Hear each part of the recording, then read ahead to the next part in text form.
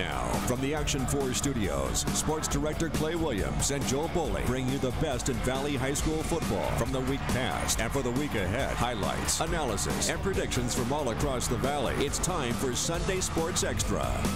Hello and welcome to Sunday Sports Extra. Week 5 is out. Week 6 is in. We're halfway through the Valley High School football season, regular season anyway. It's hard to believe.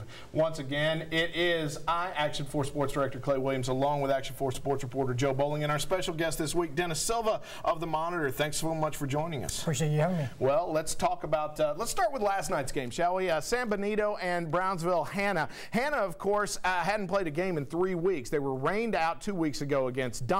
Last week they were on their bye. Last night they finally got back to work on a Saturday to boot, and this one all about San Benito early, completing the passes. Gilbert Vasquez was all over the place for San Benito as the Greyhounds go on to win this one, and they open 1-0 in district while Brownsville Hanna falls to 0-1. So now the big question is, can San Benito keep this going? This coming up next week as they head their big game at home, their home opener in district, where they will take on none other than the Los Fresnos Falcons. Los Fresnos, of course, had a huge win, shutout win over Lopez this past week to open 1-0. So now you've got 1-0 San Benito, 1-0 Los Fresnos. Joe, what are your thoughts on this game? Well, my thoughts are I finally got to see San Benito in person. I've been waiting to do that, and so I got a good view. They took on a Hanna team last night that looked like a team that hadn't played in 3 weeks. By the second half, they were playing a little better.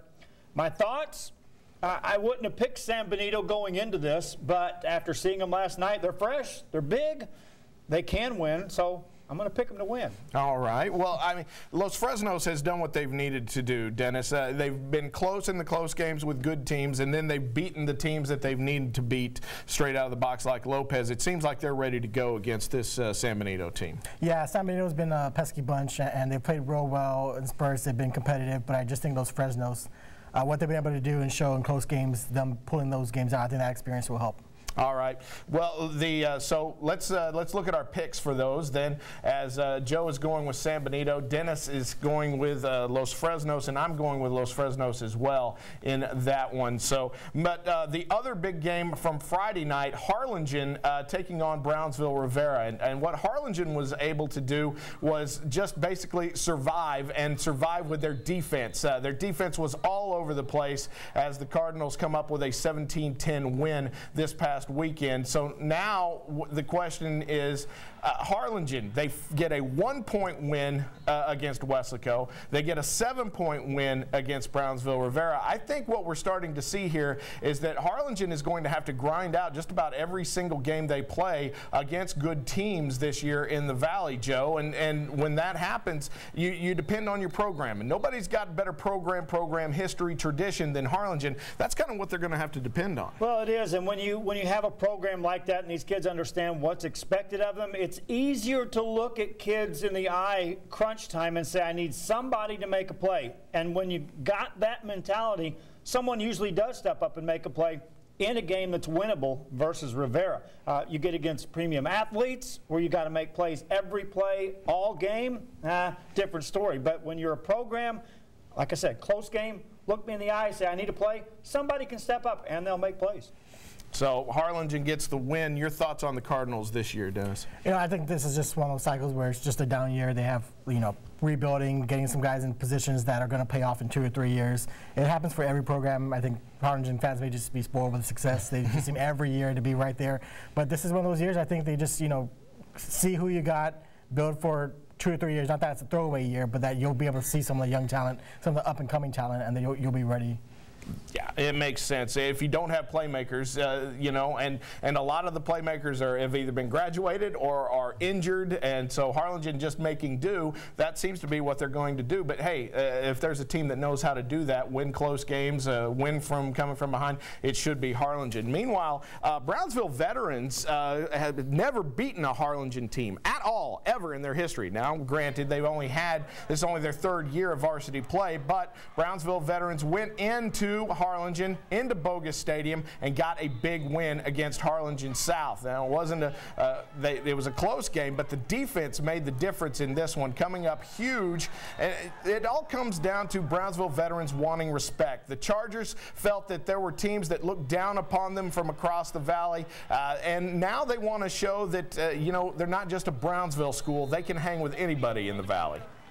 So it stuck with me, and it's something I shared with the kids, and it's something that we want Brownsville to be proud of us. It means a great deal to us that we play for BISD, and we want to be a team that along with other teams in Brownsville, but we want to be one that Brownsville feels really, really good about. Brownsville veterans should feel good about what they were able to do.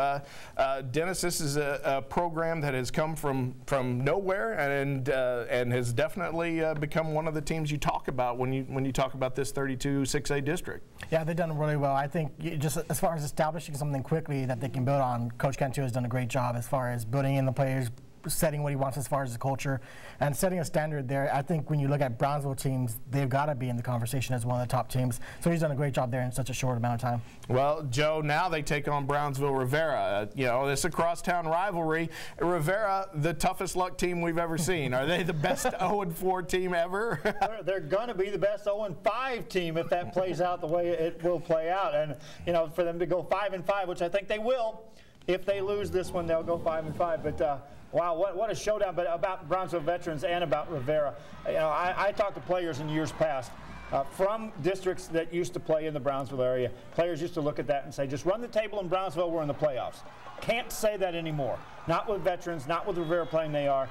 You got to go in there and play to win and hope you can win some games because veterans is real. All right, who's going to win this game, Dennis? Rivera, veterans, Sam Stadium, Saturday night, 7 o'clock. Rivera's going to make it a good one, but I think Vets pulls it out. All right, there's one for Vets. I think I picked veterans again. No, I'm going to go with Rivera. Rivera. Tom Chavez will finally figure out a way to score the points and win. Boy, their defense is good, folks. Yeah, I'll go with Brownsville Rivera as well. I think they'll get their first win of the season. This is going to be a fantastic game. If Rivera can keep playing the way they're playing, they're going to get wins, and I think they're going to get one here. All right, we are coming right back on Sunday Sports Extra. We're going to talk a little 32-5A. The Mercedes Tigers earning their stripes once again against a tough Pace team, and we'll talk a little bit about Ed Couch Elsed, what they were able to do against PSJA in their first district win. It's all when we come back.